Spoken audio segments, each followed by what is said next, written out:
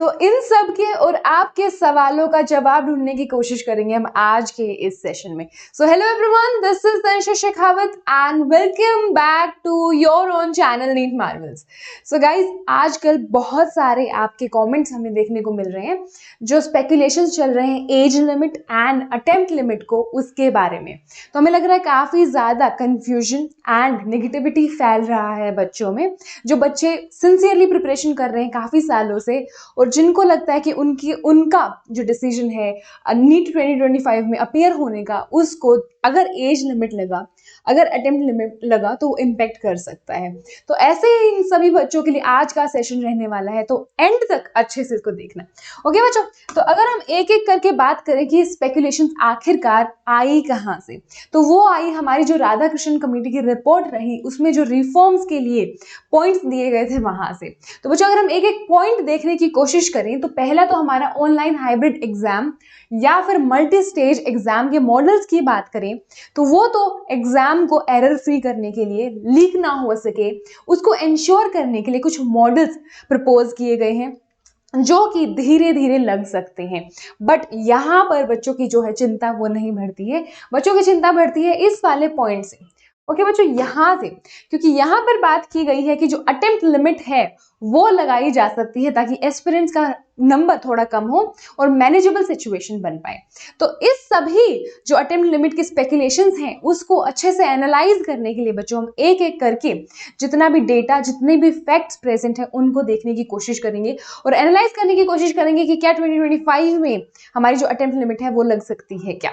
Okay, तो उसके अलावा जितने भी राधा कृष्ण कमेटी के पॉइंटर्स हैं बच्चों, वो हैं एग्जाम को एरर फ्री करने के लिए, जो हमारा नीट 2025 के एस्पिरेंट्स हैं उनको राहत फ्री, जो राहत ही देता है, टेंशन फ्री ही करता है और कोई प्रॉब्लम नहीं देता है। तो आई होप ये सारे पॉइंट्स आपको किसी भी तरीके से कोई टेंशन नहीं दे रहे हैं। Okay, coming to the attempt limit वाला बात, उसके अलावा जो हमारा एग्जाम को सीबीटी मोड या फिर ऑनलाइन मोड या फिर हाइब्रिड मोड या फिर 2 स्टेज मॉडल था, तो वहां पर आप एक पॉइंट देखना भूल गए शायद कि यहां पर बात की गई थी कि ग्रेजुअल ट्रांजिशन होगा बच्चों। तो यहां पर ग्रेजुअल ट्रांजिशन की बात ऑलरेडी कर दी गई थी, चाहे वो ऑनलाइन टेस्टिंग हो, चाहे हाइब्रिड मॉडल हो, चाहे 2 स्टेज मॉडल हो उसके लिए। तो एकदम से सब कुछ नहीं लग सकता है, उतना हमारे पास इंफ्रास्ट्रक्चर भी नहीं है कि 27 लाख बच्चों का एक साथ हम सीबीटी मोड में पेपर करा दें। तो जितने भी ट्रांजिशन होंगे वो ग्रेजुअल होंगे, कुछ 2026 पे अप्लाई होंगे, कुछ मे भी 2025 पे छोटे छोटे अप्लाई हों, क्योंकि पॉइंट नंबर 1 से 3 बहुत ही ज्यादा ड्रास्टिक है। उसके अलावा जितने भी पॉइंट्स रहे हैं उस रिफॉर्म के, वो एनटीए को स्ट्रेंथन करने के लिए थे, एरर फ्री करने के लिए थे। 1 to 3 बहुत ही ज्यादा ड्रास्टिक थे जो स्टूडेंट्स को इंपैक्ट करने वाले थे और उनको बहुत ही ज्यादा ग्रेजुअली लगाया जाएगा। अब बात आ जाती है अटेम्प्ट लिमिट पे, जो सबसे बड़ी हमारी जो दिक्कत है फिलहाल वो बन जाती है। तो अगर हम हिस्ट्री देखने की कोशिश करें कि अभी तक अटेम्प्ट लिमिट की हिस्ट्री कैसी रही है, तो जैसे 2017 में पहले अटेम्प्ट लिमिट लाई गई थी जो कि थी 3 की, वहां पर एक एज लिमिट भी थी जो कि थी अनरिजर्व्ड कैटेगरी के लिए बच्चों 25 और रिजर्व्ड कैटेगरी के लिए 30। अब 2018 में क्या किया गया, लिमिट तो हटा दी अटेम्प्ट्स की, बट जो लिमिट रखी गई थी वो थी अपर एज लिमिट। अपर एज लिमिट यहां पर भी थी, उसके अलावा कोई चेंजेस यहां पर नहीं हो रहे हैं लिमिट, अटेम्प्ट लिमिट में। ठीक है, तो अब हम आ जाते हैं फाइनली एज लिमिट पे कि एज लिमिट की हिस्ट्री अभी तक क्या रही है। तो जैसे कि हमने देखा 2017 में सीबीएसई जब गवर्निंग बॉडी थी तो वो उन्होंने लगाई attempt limit and age limit जो थी वो यहाँ पे लाई गई। अब 2018 में इसको भी सुप्रीम कोर्ट में क्या कर दिया गया था, चैलेंज कर दिया गया था।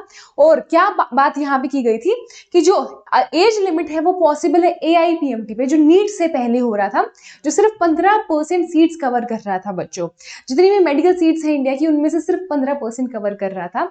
अब जो नीट है वो पैन इंडिया एग्जाम है और उसमें वो वुमेन भी आ जाते हैं, वो बच्चे भी आ जाते हैं जो अंडर प्रिविलेज बैकग्राउंड से हैं और उनके लिए पॉसिबल नहीं है, वो लग्जरी नहीं है उनके पास कि 25 से पहले वो अपनी स्टडीज कंप्लीट कर सके और नीट के पेपर में अपीयर हो सके।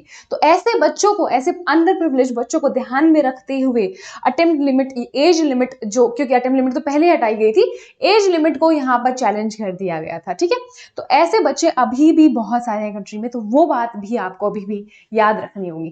ठीक है, तो 2022 में बच्चों फाइनली क्या हटा दिया गया, हमारा एज लिमिट हटा दिया गया। और यहाँ पर हमारे जो सेक्रेटरी थे एनएमसी के, उन्होंने क्या स्टेटमेंट दी थी, उन्होंने स्टेटमेंट दी थी कि ये एस्पायरिंग जो हमारे डॉक्टर्स हैं उनको बेनिफिट करेगा और स्ट्रेंथन करेगा हमारे मेडिकल जो सिचुएशन है, कंट्री की मेडिकल एजुकेशन है उसको। उसके अलावा क्या रीजंस दिए गए थे, उसके अलावा बच्चों बोला गया था कि यहाँ पर यूनियन हेल्थ मिनिस्ट्री भी इस चीज से राजी है और उसके अलावा कमेटी को लगा कि अगर एज लिमिट, अटेम्प्ट लिमिट जैसी कोई भी चीज रखी तो नंबर ऑफ डॉक्टर्स जो हमारी कंट्री में ऑलरेडी कम है उनको और भी ज्यादा कम करा सकता है और सिचुएशन और भी ज्यादा खराब करा सकता है। उसके अलावा यहाँ पर यह भी बोला गया कि बीएससी जो अंडर ग्रेजुएट हैं, जो किसी रीजन से बीएससी परस्यू कर लेते हैं, उनको भी अपॉर्चुनिटी देगा कि वो नीट अपियर होकर अपना डॉक्टर बनने का ख्वाब पूरा कर सके। तो ये सब बच्चे पॉइंटर्स हमें अभी भी याद रखने होंगे कि अगर ये सब इतना सब कुछ सोचकर अटेम्प्ट लिमिट, एज लिमिट हटाई गई थी तो एकदम से वापस से लाकर 2025 वाले एस्पिरेंट्स एटलीस्ट इंपैक्ट नहीं किए जाएंगे। तो जितने भी बच्चे 2025 वाले 3-4 साल ड्रॉप लेके बैठे हैं और अभी 2025 वाला अटेम्प्ट देने वाले हैं और अभी उनको फिक्र हो रही है बहुत ज्यादा कि अगर अटेम्प्ट लिमिट, एज लिमिट लग गया कुछ भी और उनको मे बी 2025 में नहीं एलिजिबिलिटी मिले, तो उनको इस फिक्र से बाहर निकलना होगा बच्चों। ये सब नेगेटिविटी आपको इंपैक्ट करेगी, आपकी प्रिपरेशन को इंपैक्ट करेगी। अगर आप ये सब सोचते रह गए तो आपने जो 3-4 साल से मेहनत की है वो भी खराब हो जाएगी। तो अभी यहाँ पर आपको पूरा प्रिपरेशन पे फोकस रखना है अपना। ये सभी नेगेटिविटी एंड स्पेकुलेशन से दूर रहकर अपना पूरा ध्यान फोकस अपनी पढ़ाई पर लगाइए। कुछ भी चेंजेस अगर एग्जाम मॉडल में आए तो उसके लिए आपको प्रिपेयर अच्छे से किया जाएगा, अच्छे से टाइमली आपको नोटिफिकेशन दे दी जाएंगी। और उसके अलावा कोई बहुत ही ज्यादा ड्रास्टिक चेंज आया तो वी आर होपिंग एटलीस्ट वो इमीडिएट बैच जो हमारा 2025 वाला है उसके लिए नहीं होने वाला है, तो आपको उसकी फिक्र करने की जरूरत नहीं है। ठीक है बच्चों, उसके ही साथ में हमें सॉलिड प्रूफ कहाँ से मिलता है बच्चों, उसके साथ ही में तो हमारी जो मिलती है वो मिलती है हमें इस नोटिफिकेशन से। तो ये बच्चों ये रिलीज जेई के लिए की गई थी आईआईटी कानपुर के द्वारा। अब दोनों एग्जाम्स की जो कंडक्टिंग बॉडी है वो है एनटीए फिलहाल, बट जितने भी रूल्स जैसे हमारे एनएमसी, एमसीआई से लगते हैं, इनके जैब से लगते हैं। तो यहाँ पर चेंजेस पहले क्या किए गए थे, बहुत ही ज्यादा ड्रास्टिक चेंज किया गया था कि अटेम्प्ट लिमिट 3 कर दिए थे, जो पहले 2 थे बहुत टाइम से, वो इन्होंने वापस ले लिया फैसला और वापस से 2 लिमिट कर दिया। तो जो 2013 से इनका चलता आ रहा है वो इन्होंने सेम कांस्टेंट मेंटेन किया है। जो भी चेंज अचानक से ड्रास्टिक लाया था वो वापस ले लिया और वापस से पहले जैसे सिचुएशन था वो कर दिया। तो बच्चे जो 16-17 लाख बच्चे जो पेपर देते हैं जेईई मेन, जिसमें से 2.5 लाख बच्चे देते हैं एडवांस, वो एग्जाम ही अगर इन्होंने इतना ड्रास्टिक चेंज नहीं लाया तो जिस एग्जाम से 27 लाख के आसपास बच्चे इंपैक्ट हो सकते हैं नीट का, उसमें वो अचानक से ड्रास्टिक चेंज नहीं लाएंगे। ठीक है, तो ये सब हमारे पास सॉलिड प्रूफ्स हैं, कुछ फैक्ट्स हैं जो हमारा जो सपोर्टिंग स्टेटमेंट है कि नीट 2025 के एस्पिरेंट्स इंपैक्ट नहीं होंगे, जितने भी अभी स्पेकुलेशन चल रहे हैं होपफुली उनसे उनको सपोर्ट करता है। तो इसी के साथ हमारा एंड रिजल्ट आज के एनालिसिस का नहीं यही निकलता है बच्चे कि जो भी हमारा क्या है अटेम्प्ट लिमिट है वो अपर एज लिमिट अभी के लिए नहीं है, लोअर एज लिमिट 17 साल है। 31 दिसंबर 2025 को आपकी एज है वो 17 साल होनी चाहिए। ठीक है, उसके अलावा कोई अटेम्प्ट लिमिट भी नहीं है। तो उसके अलावा हम कुछ अगर इंपॉर्टेंट देखें तो something very big is coming for NEET aspirants. अगर मैं हिंट दूं तो जितने भी बच्चे जिन्होंने 11th में काफी बैकलॉग्स ले ली हैं, जो 11th पे इतना फोकस नहीं कर पाए, 11th बर्बाद कर दी, तो उनके लिए काफी ज्यादा हेल्पफुल रहने वाला है ये सरप्राइज जो नीट मार्वल्स आपके लिए ला रहे हैं। उसके अलावा अगर हम बैचेस डिस्कस करें बच्चे तो अर्ली अचीवर्स बैच है और हमारा फास्ट ट्रैक बैच है सारे आपके फेवरेट एजुकेटर्स के साथ, और हमारी टीम टाइटल्स तो है। तो ये सब बैचेस आप ले सकते हैं बहुत ही ज्यादा नॉर्मल प्राइसेस में अगर आपको प्रिपरेशन करनी है अपनी अनअकैडमी प्लेटफॉर्म के साथ। ठीक है बच्चों, इसी के साथ आज का जो सेशन है उसको हम सम अप करते हैं and I will definitely see you in the next one. उसके लिए आपको करना होगा इस सेशन को like and share, NEET marvels को सब्सक्राइब कर लेना, जो टेलीग्राम का लिंक पड़ा है डिस्क्रिप्शन में उसको ज्वाइन कर लेना। एंड इसी के साथ हम आज का एनालिसिस है उसको सम अप करते हैं and I will definitely see you in the next one.